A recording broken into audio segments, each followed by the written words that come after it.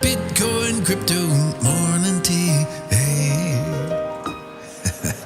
Good morning, everybody. My name's pianomattyb. That is Scaramucci's. This is your morning TA. A brief glimpse into the crypto markets where the sun's shining, where the winds blow.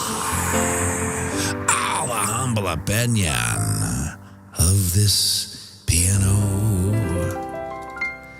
Zamboni, bring in the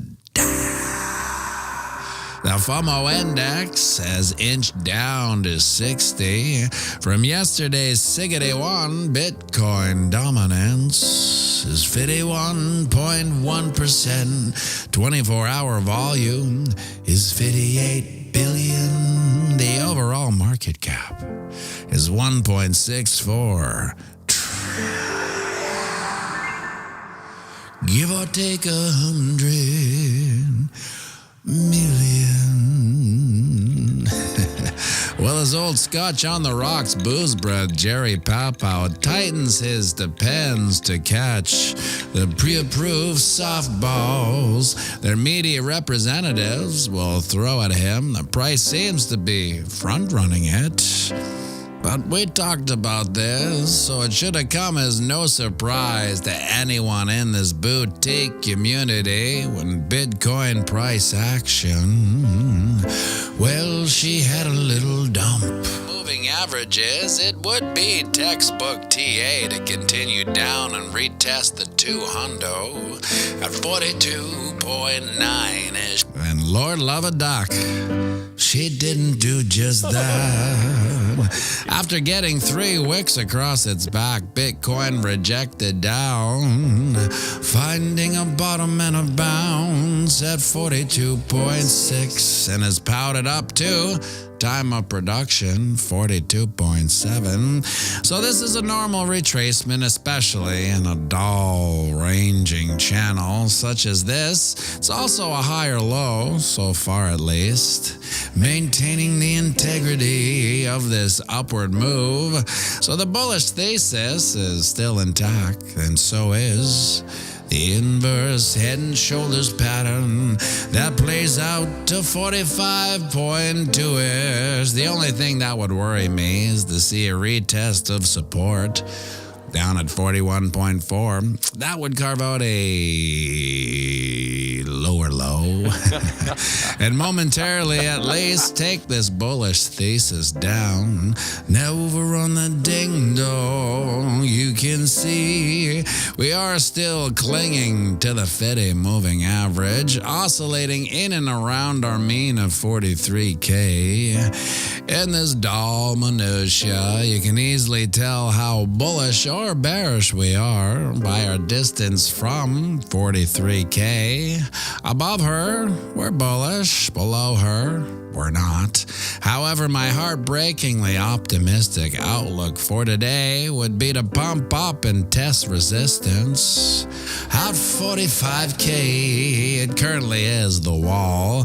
We've only got over for a brief minute, but and I say if we do get over 45K, the next obstacle would be to continue on and close a candle above 46.9 so we can establish a higher high. And although most of these FOMC meetings in the past year have been epic nothing burgers, one of these boozy question periods may just kick off the next leg of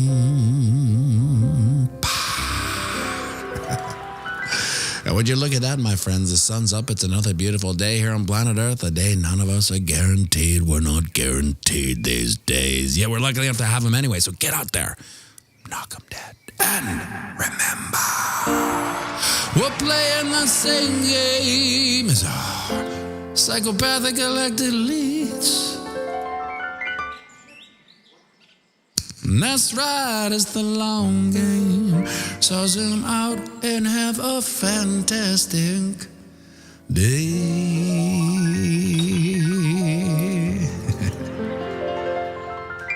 And we'll be going live right away, so grab yourself a coffee. Join me for a quick one, and by all means, sing it with me now.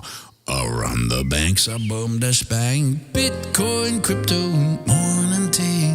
Hey, whoa. Cha-cha-cha-ching.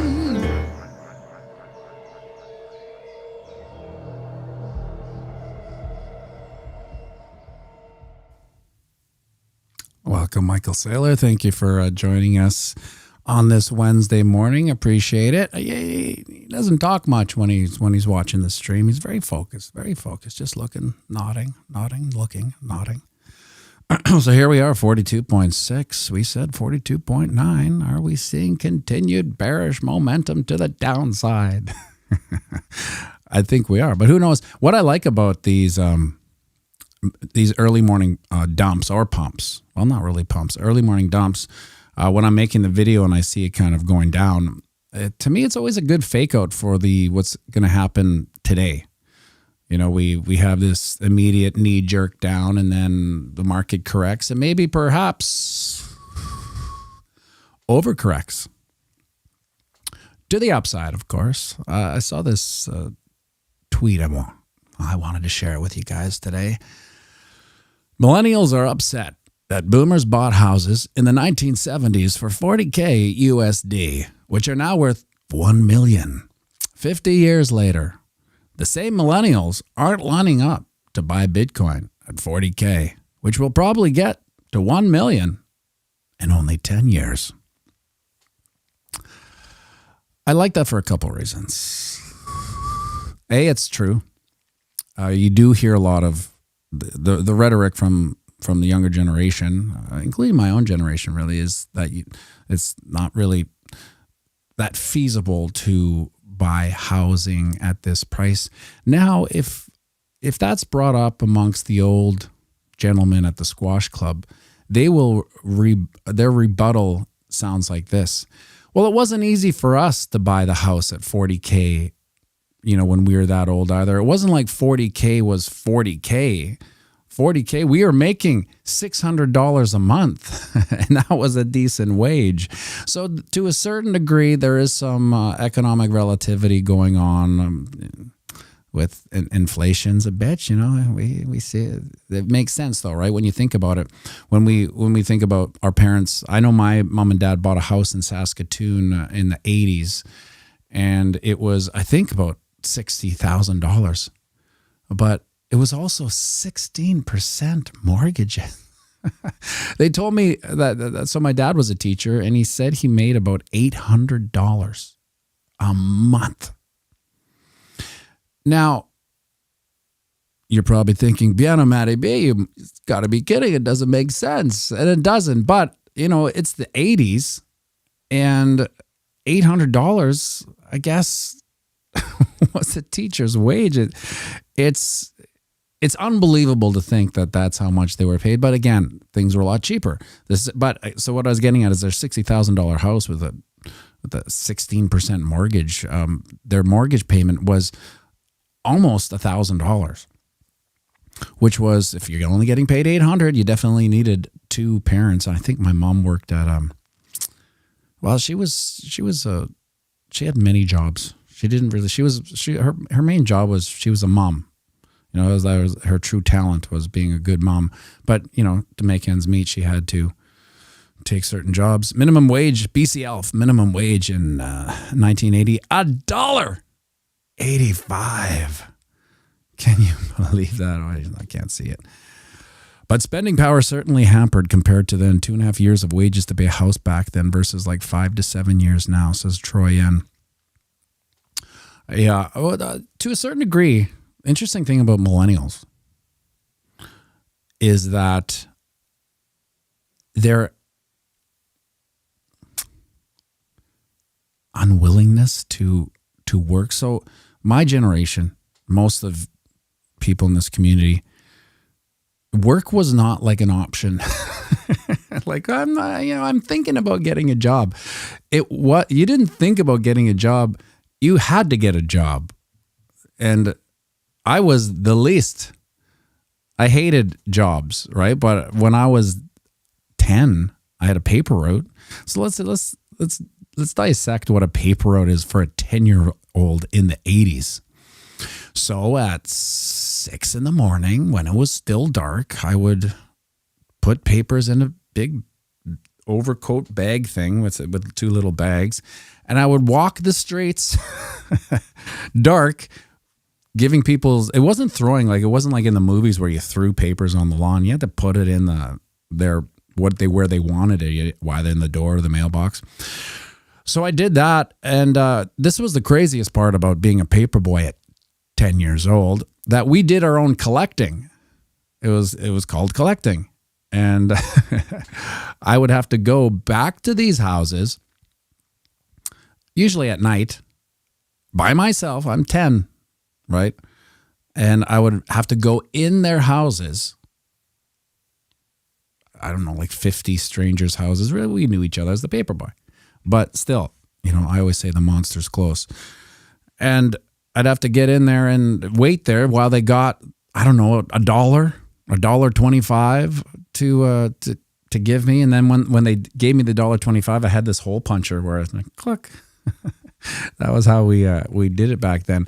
But that was when I was 10, and it wasn't really, I didn't want the job, believe me, but it was like, well, if I wanted to go get Slurpees and cuckoos and Lickamaids or whatever we were mainlining into our veins as little kids, that's what I had to do. I had to get money because the mom and dad, again, they didn't have that much money. They were pretty much maxed out. We had a pool. This is a funny story, and my mom hates it when I tell this story in public, but it's not. We're not really in public. We're in our own little, cyber bubble here. We can speak freely. That's right, Squeaky McGee. I want my $2. That's better off, Dad.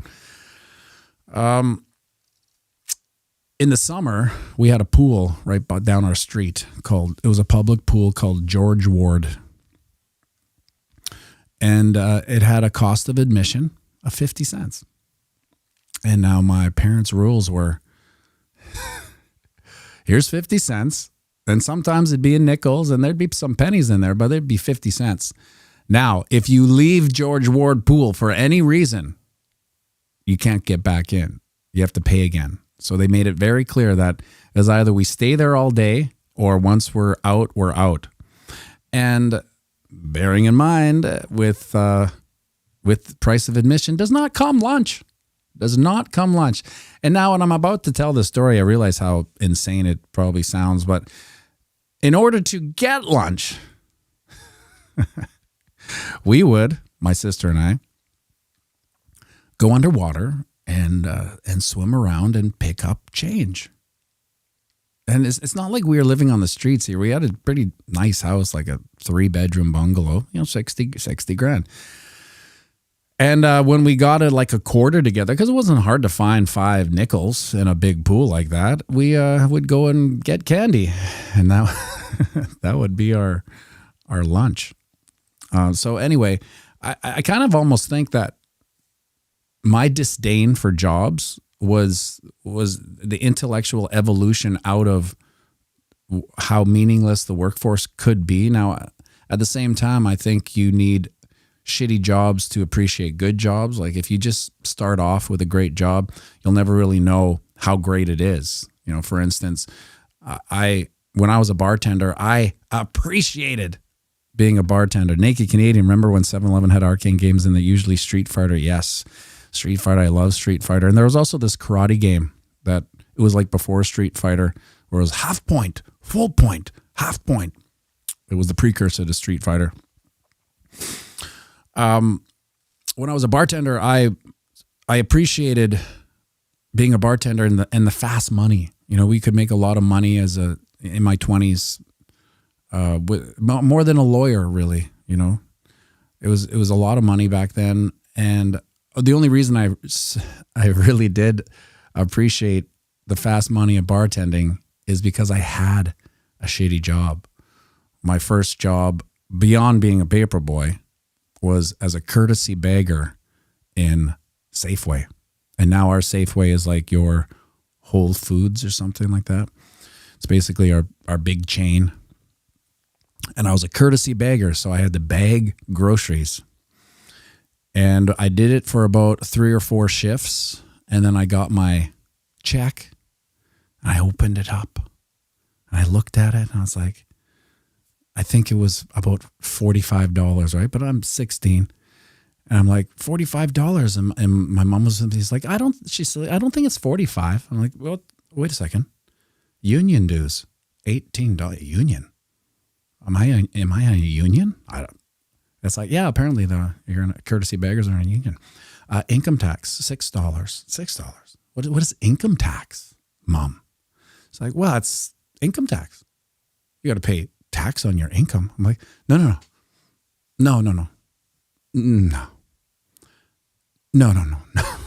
So I couldn't get it through my head that you had to pay tax on your income. I was like, let me get this straight. You work and you have to pay taxes on your work? To who? Oh, to the government. And so at the time, my mom and dad's generation, they were a very trusting generation, and I can imagine why, because to a certain degree, the government media representatives, our news sources, weren't as corrupt. They were essentially a little bit of bias, but they weren't like now, where they're just spokespersons for the propaganda arm of the psychopathic elected elites. So they could trust. So it was just like you grew up and you had to pay income tax. And I'm like, I don't like that. I don't think I'm cut out for paying income tax. Brendan, there's an ethos at my job where everyone is just working 24/7 because we work digitally. Even vacation days are not our own, being gaslighted out of a work-life balance. That's an interesting thing, Brendan, because some people say to me, why don't you take a vacation? Why don't you go down to Mexico? And I'm like, what would I do? Oh, it's amazing here. You take a break. I'm like, a break from what? From work. I'm like, well, the thing is, I don't have a job per se. And the work I do has meaning, and I look forward to doing it, whether it's these streams in the production video or playing gigs, that I never like not look forward to it. So to take a vacation, I would actually be taking myself out of what I enjoy. And I know that that's not a common state for most people. Most people have jobs that they don't really like. And to a certain degree, I was brought up with the ethos of, well, you don't like your job. Like, what do you mean you don't like your job? It's like, well, you don't have a job because you like it. I'm like, well, I want to like my job. Why would I do a job if I didn't like it? But that was how we were raised. And so back to the millennials, I think that they're intellectually evolving out of that kind of, you have to like your job that you hate, right? And I think that's a good thing, because a lot of these jobs are meaningless and, to their point, disappearing. So all these meaningless jobs that, pianomattyb did when I was 16 and got taxed on, they probably aren't around now. And some of the jobs now that are meaningless will be less meaningful and gone by the time any of these people, millennials, get a job. So on one hand, I do understand, this is a long-winded thing about this tweet. On one hand, I understand their disdain for working because I share it. I share the disdain. I don't like working as well. However, it doesn't mean you don't find meaningful work. And that's easier said than done, because a lot of people aren't brought up with skills, so to speak. When I say skills, I mean whatever, artistic, creative, physical. These are skills that's all I do with Duke is just skill them up. Everything's got, like, everything we do as like father son is a skill. I want him to, when he's a teen, have just a myriad of skills that if he wanted to say coach one of these sports that he's in, he could maybe coach, and that would be meaningful work. I mean, ultimately, I want him to take over the piano stream when we're in El Salvador. Obviously, we'll be living down there, and I'll say, well, it's time for me to get off the piano bench, Duke. It's your piano bench. Okay, Dad. Yeah, you need to know about 1,000 songs. Oh yeah, I know about 2,000 songs. Like, perfect. That is my dream for him. Squeaky McGee, all true, but someone has to be a construction worker, garbage man, etc. And many trades which pay but they feel too entitled to do them like it's beneath them. Yeah, I actually think that's a great point, Squeaky McGee. I think it's changing too, because I think people are understanding the value of a trade, because as AI come along and basically slaughter the workforce, there's certain trades that will be around longer. Not to say that they won't disappear, because, for instance, we're having this debate about electricians, and we were both on the same page. It's a great trade. It's not going anywhere. But I think where it would go is it would be front run by production, so to speak. So houses will change, and electrical will be kind of, put into the construction of the house. So it won't be like when houses are made like concrete frame, boom, boom, boom. I think it'll be more part and parcel. So the afterwork of electricians might not be the way it is now, but that's a generation. So if you were a generation away, so if you were to get out of high school and go start trying to get your ticket for electrician, by the time you're 22, 23, you got your, what is it? Is it called a journeyman's ticket or something like that? You're 22 and you're making $120K. That's just with your job. If you're entrepreneurially minded, maybe by 25 you become you start your own business and you're the pimp of all the electricians. But let's just say you just made 120 at 22. Depending on the Bitcoin price, or not regardless of the Bitcoin price. If you started investing in Bitcoin and got 2 cycles with that extra money, 120K, let's assuming 120K is 120K. In my city, 120K, you can live almost like very well, very well. It's not like Toronto or Vancouver. It's getting more expensive, but you would be able to live pretty well. And if you're 22, without expenses, you can put a lot of that away into Bitcoin. By the time you're 30, you're done. So this is what my niece, she's, instead of going to university, hey buddy, whoa, I've just been sitting here going on and on and on about nothing. Thank you for interrupting. That's perfect. But it's 8:20. Yeah, you're right. Let's do some shout outs, my boy. Let me get some sweet reverb on here. Let's start with Dave Digital. Go. Dave Digital. Captain Swanky Pants. Captain Swanky Pants. Sarah S. from California. Sarah S. From California. Misco. Troy N. Scotty Mo. Scotty Mo. And Terry Crow. Terry Crow. XRP A11Y. XRP A11Y. Ray Run. Way 1. And Bruce Mai. Meninja Forth. Meninja Force. Mark Stone. And finally, DJ Morgan.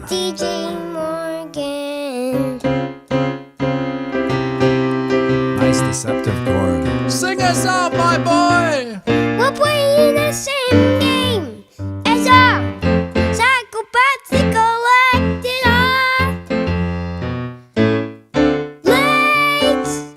Let's run, it's a long game. So zoom up and have a fantastic day. Around the banks of boom spring, Bitcoin, crypto, money, yeah. Make sure you like and subscribe.